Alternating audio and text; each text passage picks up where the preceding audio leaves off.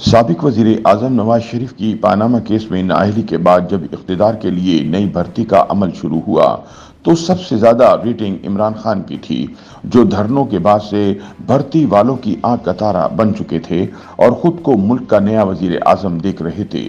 مگر ایسا بالکل بھی نہیں تھا۔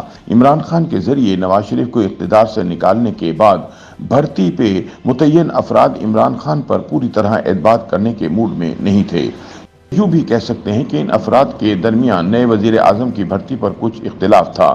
کچھ پرانے دوست شہباز شریف کے حق میں تھے اور کچھ نئے دوست عمران خان کو وزیر اعظم دیکھنا چاہتے تھے۔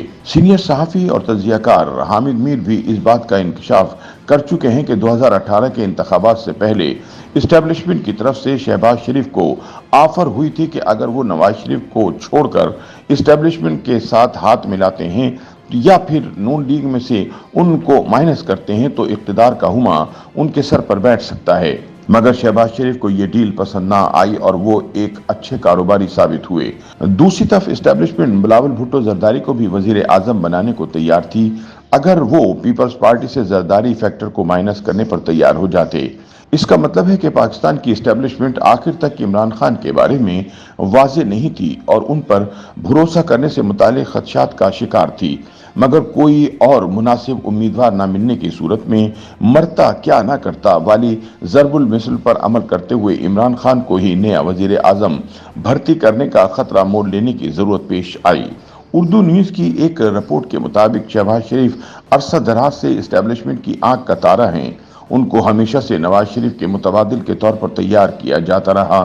پرویز مشرف کے دور میں بھی اس بات کی بہت چیمہ گوئیاں تھیں کہ مائنس نواز شریف کر کے شہباز شریف صاحب کو آگے لایا جائے۔ اس دور میں اس بات کے چرچے بھی تھے کہ شہباز شریف بیک ڈور رابطوں کے ذریعے سے پرویز مشرف کے ساتھ بھی بات چیت کر رہے تھے۔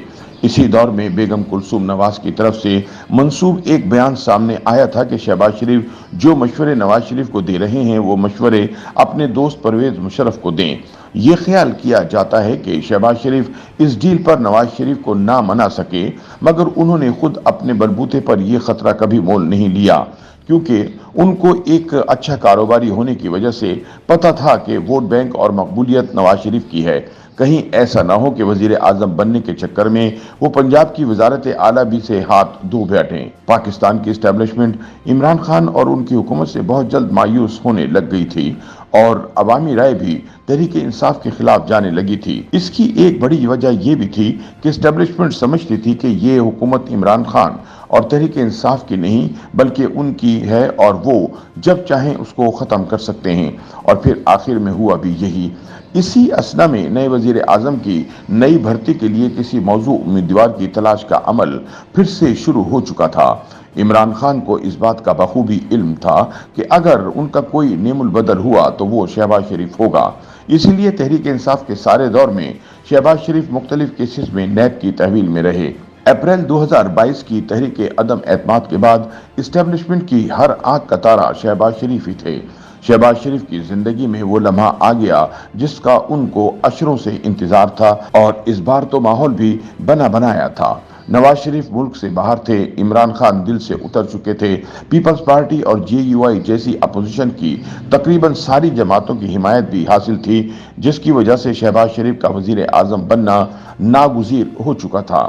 شہباز شریف کو وزیر اعظم بنانے میں ایک بڑا کردار صدر آصف زرداری کا بھی سمجھا جاتا ہے، جبکہ حقیقت میں ایسی کوئی بات نہیں۔ صدر زرداری نے صرف شہباز شریف کو وزیر اعظم بنانے پر اسٹیبلشمنٹ کی مخالفت نہیں کی، یہ مخالفت نہ کرنے کی بھی ایک بڑی وجہ تھی، کیونکہ پیپلز پارٹی سندھ میں کئی ترقیاتی منصوبے شروع کر چکی تھی جن کی تکمیل کے لیے انہیں کچھ وقت درکار تھا، اور ان منصوبوں کی تکمیل کے بغیر اگلے الیکشن میں جانا مشکل ہو جاتا۔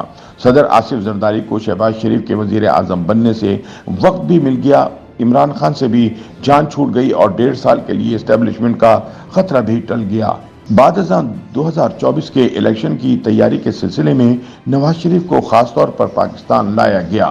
اس وقت بھی سیاست پر گہری نظر رکھنے والوں کو اس بات کی خبر تھی کہ نواز شریف کو الیکشن کے لیے استعمال کیا جائے گا، جبکہ وزیر اعظم چھوٹے میاں شہباز شریف کو ہی بنایا جائے گا، جو اب فیورٹ ہونے کے ساتھ ساتھ آزمودہ بھی ہو چکے تھے۔